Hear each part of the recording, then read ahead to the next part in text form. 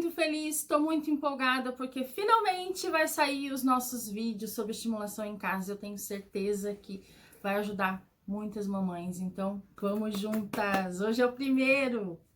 Se você caiu de paraquedas aqui no canal, meu nome é Daniele e eu sou a mãe do Rafael. Aqui eu falo de autismo e estimulação e divido com vocês o que tem dado certo aqui em casa. Quando o assunto é autismo, a gente se depara com vários tipos de cenários, não é verdade? Tem famílias que têm, assim, acesso a terapias maravilhosas, até, assim, terapeutas até famosos, médicos famosos. A criança tem acesso a muitas terapias de muita qualidade.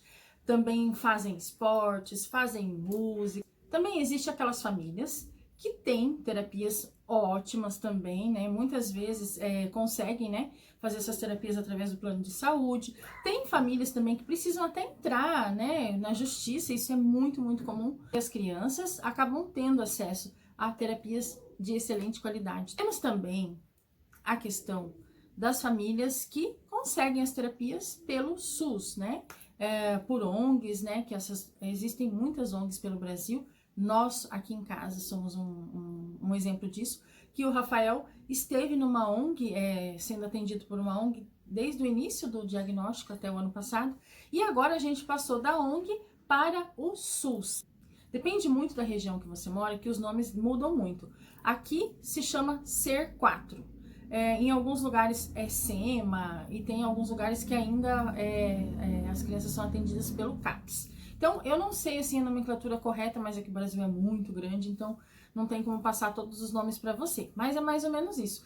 E também nós temos uma triste realidade, que é as famílias que ainda não têm diagnóstico e que também não têm nenhuma terapia.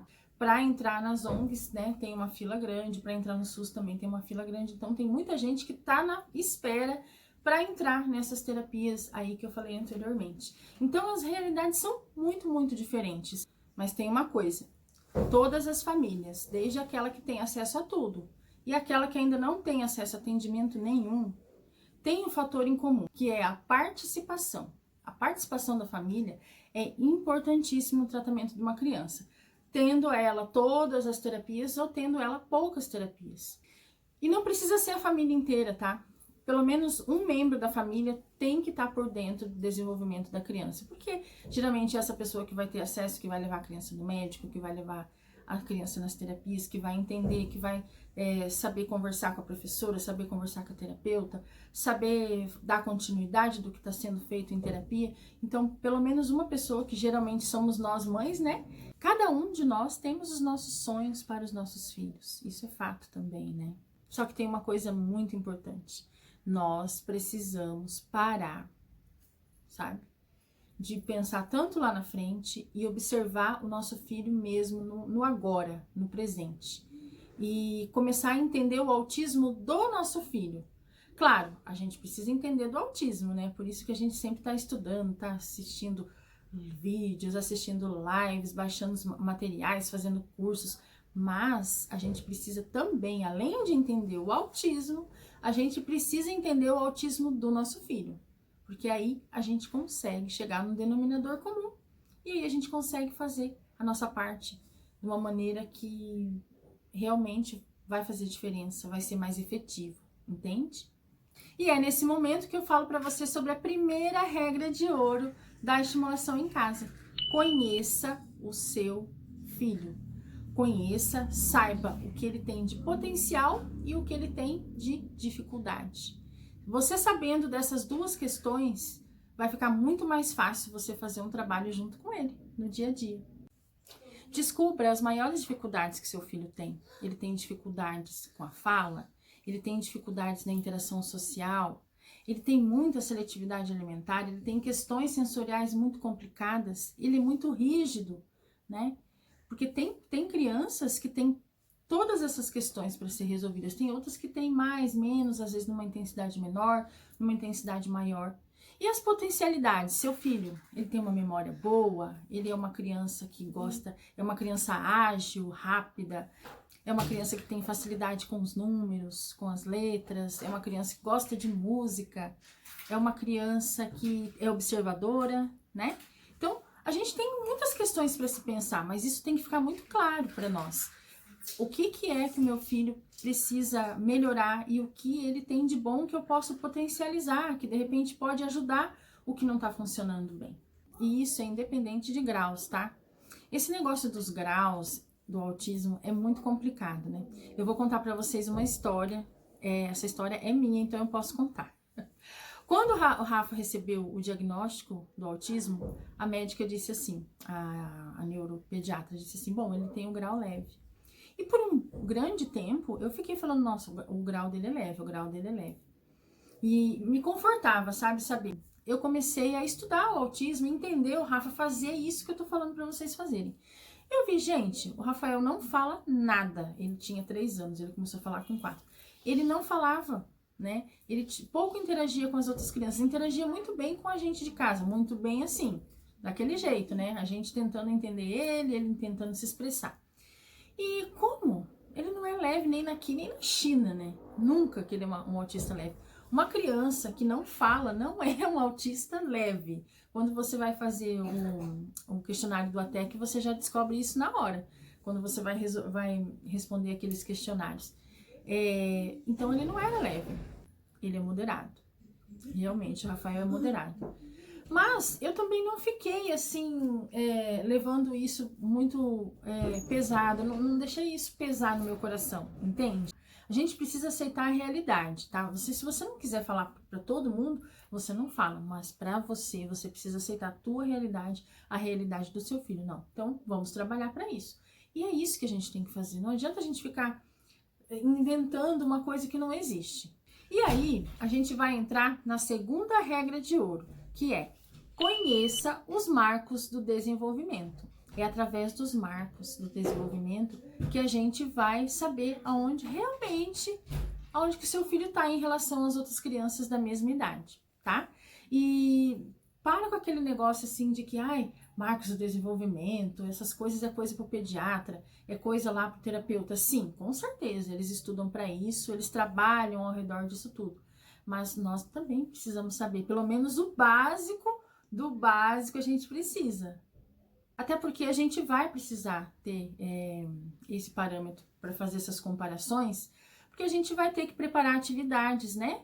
Muitas vezes a gente vai ganhar a orientação dos terapeutas, mas muita coisa a gente pode fazer em casa. E a gente vai aprender a fazer isso como? Entendendo os marcos do desenvolvimento. Porque, eu vou dar um exemplo muito, muito simples. Tem muita mãe que me chama e fala assim, Dani, eu preciso de uma atividade, o meu filho tem 3 anos, eu preciso de atividades para ele, me dá uma direção, o que você acha que eu baixo, acha que eu faço isso, que eu faço aquilo outro? Então eu sempre respondo assim para as mães, olha, tem muita atividade que você pode fazer para uma criança de 3 anos, mas a gente tem que ver qual que é a maior dificuldade do seu filho, o que ele tem facilidade, sabe por quê? Porque uma atividade de 3 anos, em geral, assim, atividade de 3 anos, vamos colocar lá quebra-cabeça, ligue de sombras, grafomotores simples, pinturinhas, tal. Mas, e se seu filho ainda tem dificuldade motora, né? E se seu filho não gosta dessa atividade porque ele tem essa dificuldade motora? Você vai ficar insistindo nisso? Não, você vai voltar um pouco para trás e vai procurar trabalhar outras atividades que ele possa exercitar alguns movimentos que vai melhorar essa coordenação motora dele. As outras questões podem ser até sensoriais. Às vezes a sua criança, ela tá num momento que ela não tá querendo ficar sentada muito tempo, ela tá muito agitada. Tem N questões. Por isso que depois que a gente tem a tabela de marcos de desenvolvimento, a gente consegue trabalhar. Então, uma coisa não é para todos, né? A gente tem sempre que trabalhar individualmente. Para ajudar vocês todas, para não dizer que eu tô falando coisas, que vai ser difícil pesquisar, não sei o que, eu falei que eu ia trazer material para vocês. Eu fiz esse manual, chamado Manual da Mamãe, olha que chique, né? Eu tô chique, né? Para vocês se guiarem. Aí tem os principais marcos do desenvolvimento, desde 1 ano de idade até 5 anos. No próximo vídeo eu vou explicar para vocês, a gente vai falar de planejamento, a gente vai falar de um monte de questões e eu vou estar aqui com o manual na mão para mostrar para vocês se preparem caderno, caneta, porque a gente vai começar a anotar para a gente entender como que a gente tira da teoria e leva para a prática no dia a dia. Então, Aqui embaixo tem um link que vocês já podem baixar o manual da mamãe. Ai, eu tô muito chique, eu adorei isso. E agora chegou a vez da terceira regra de ouro. Gente, a terceira regra é a seguinte: não existe receita de bolo, não existe. Juro pra vocês. E sabe por que eu falo com muita convicção que não tem? Porque eu procurei. Eu sou uma dessas mães que vasculhou essa internet atrás de tudo que pudesse dar certo com o Rafa. E aí, num certo momento, eu descobri que não existia a fórmula secreta, a receita de bolo. Eu descobri que existia a gente entender nosso filho, colocar as potencialidades dele, as dificuldades, desenvolver ali um esboço do que a gente pode fazer e fazer o seguinte, trabalhar, planejar, e aí é que dá certo.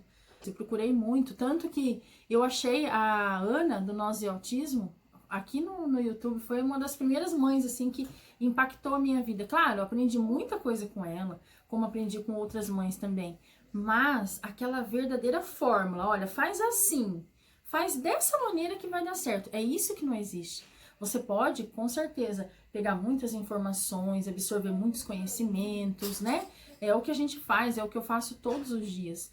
Mas não existe aquele conhecimento que alguém vai te entregar e você vai falar, ah, é isso, eu vou fazer isso aqui agora desse jeito e vai dar certo. Então, o que existe é muito trabalho, são os fatos, são as coisas que os terapeutas trazem para você sobre o seu filho, são as coisas, as informações, não coisas, né? As informações que a professora traz da escolinha para você também. Você vai juntando tudo isso, vai fazendo. Aí você vai fazer a sua receita, o seu bolo. A quarta regra de ouro é ter um bom relacionamento com os terapeutas e com os professores do seu filho. A gente precisa jogar no mesmo time, como eu disse anteriormente. A gente precisa deles, eles também precisam de nós. Porque essa troca é muito importante. A gente conhece muito o nosso filho, eles precisam também entender algumas particularidades do nosso filho e essas informações, quem vai poder passar para eles da melhor maneira? Nós. A gente sabe que tem muitas pessoas que, no caso da escola, né, que tem assim, no início do ano, de repente não conseguiu vaga, de repente não tinha a professora auxiliar e fica aquele clima assim meio tenso, né? Mas não pode deixar isso continuar, sabe? Você tem que quebrar. Se você tá sentindo que o negócio tá meio tenso, porque você tá exigindo os direitos do seu filho e tudo mais, você pode jogar muito limpo com esses profissionais. Você pode trazer informações. Faz aquela carta de apresentação no início do ano, ali com todas as informações. É muito legal a gente fazer isso pelos professores também. Já os terapeutas é diferente, geralmente eles fazem aquela anamnese, né, no início dos atendimentos, então eles têm todas essas informações. Mesmo assim, é bem legal você combinar de a cada 2 meses, 3 meses eles estarem mandando um relatório, falando o que a criança está melhorando, qual que são as dificuldades. Deixe claro para o terapeuta também que você quer ajudar, que você quer fazer a sua parte em casa. Eles vão, com certeza, te passar informações muito ricas. Falar, olha, hoje eu fiz isso, hoje, olha, foi muito legal. Continua isso, faz assim, mais ou menos. Mas dá um jeitinho de conversar, pelo menos uma vez por semana no WhatsApp, que seja, para vocês estarem tendo essa comunicação, que também faz muita diferença. Então, esse foi o primeiro vídeo. Enfim, saiu. Eu tô bem contente, vão vir vários vídeos, a gente vai entrar nas práticas. Não se preocupe que eu vou ensinar tudo. Próximo vídeo, eu vou trazer aqui o manual da mamãe para vocês verem como que vocês vão fazer. Mas vocês já podem ir baixando, tá? Não esquece que tá aí no link aí embaixo. E eu também vou mostrar o cronograma novo, que eu já potencializei aquele cronograma de atividades.